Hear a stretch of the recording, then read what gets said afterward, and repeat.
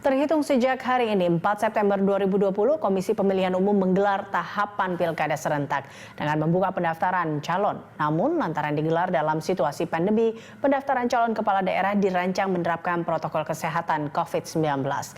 Lantas seperti apa mekanismenya hingga adakah sanksi yang diterapkan jika ada pasangan calon yang melanggar protokol kesehatan? Guna membahasnya sudah terhubung bersama kami Ilham Saputra, Komisioner KPU. Selamat sore Pak Ilham. Pak Ilham, selamat sore. Selamat sore, saya dengar Mbak. Halo. Ya, Pak Ilham, ini terkait dengan pilkada ini. Bagaimana sebenarnya proses pilkada yang dilakukan di tengah pandemi saat ini?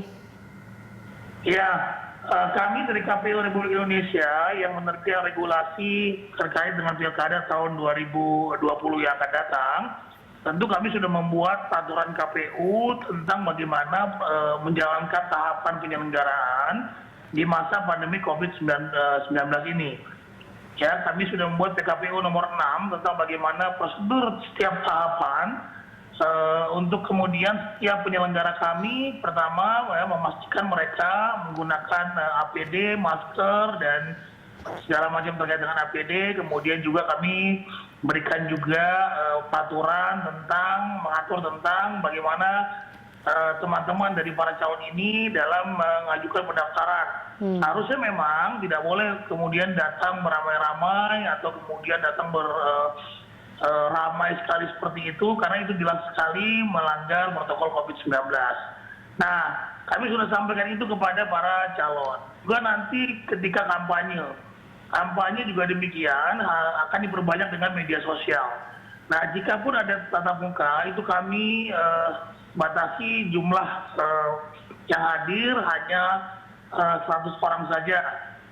Jika ada kampanye kumpul atau tatap muka. Nah, kemudian juga kita perbanyak nanti mereka kampanye di media sosial. Juga terkait dengan pemungutan dan penghitungan suara, kami sudah membuat bagaimana 2 kali simulasi untuk kemudian mencari format yang tepat. Nanti bagaimana masyarakat datang ke TPS. Jadi misalnya saja kita atur nanti di formulir C6-nya, setiap undangan itu datang bergilir, tidak langsung datang semuanya. Si A sampai si B datang dari jam 8 sampai jam 9. Si C sama si D datang dari jam sekian sampai jam sekian.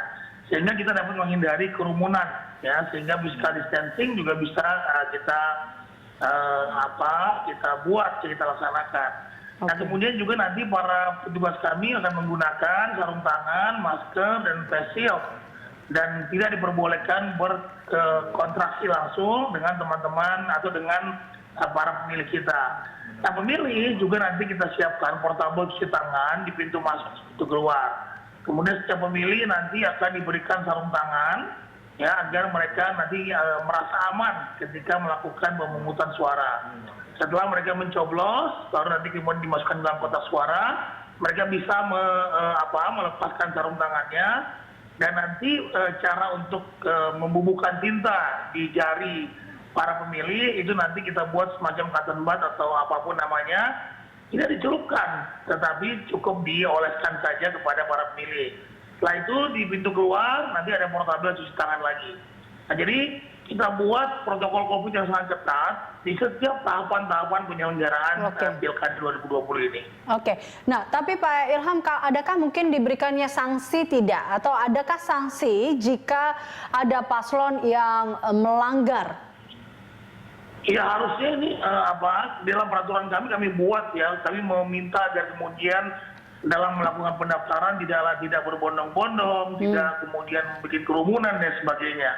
Nah, tentu ini ada pengawas pemilu, ya, ada Bawaslu yang mengawasi proses ini, sehingga nanti kemudian harus bisa dipastikan bahwa para calon ini tidak lagi melakukan hal-hal seperti yang dilakukan tadi yang saya dengar di Kerawang tadi, katanya ramai dan lain sebagainya. Padahal itu sudah kita himbau kepada partai politik dan juga pada para calon, ya, yang diusung oleh partai politik maupun yang independen agar tidak melakukan tindakan-tindakan seperti itu, dan itu jelas melanggar protokol COVID-19. Oke, sanksinya itu berupa apa sih Pak Ilham? Ya, mungkin bisa peringatan terlebih dahulu ya, bisa peringatan terlebih dahulu agar tidak terulang lagi kejadian-kejadian seperti itu, gitu Mbak. Oke, nah ini jika kalau kita lihat angka tren dari kasus positif ini yang meningkat, mungkinkah bila ada kalau kita lihat trennya ke depan sampai Desember nanti terus meningkat, adakah kemungkinan bila pilkada ditunda lantaran pandemi dan juga mungkin ada petugas maupun peserta pilkada yang terpapar COVID-19? Sampai saat ini belum ada rencana itu, ya, karena kita terus terang saja, terutama di internal KPU ya, ini sangat ketat menjalankan protokol COVID, karena sekali lagi kami mengatur itu di PKPU 6 dan revisinya di PKPU 9, kami sudah mengatur sedemikian rupa.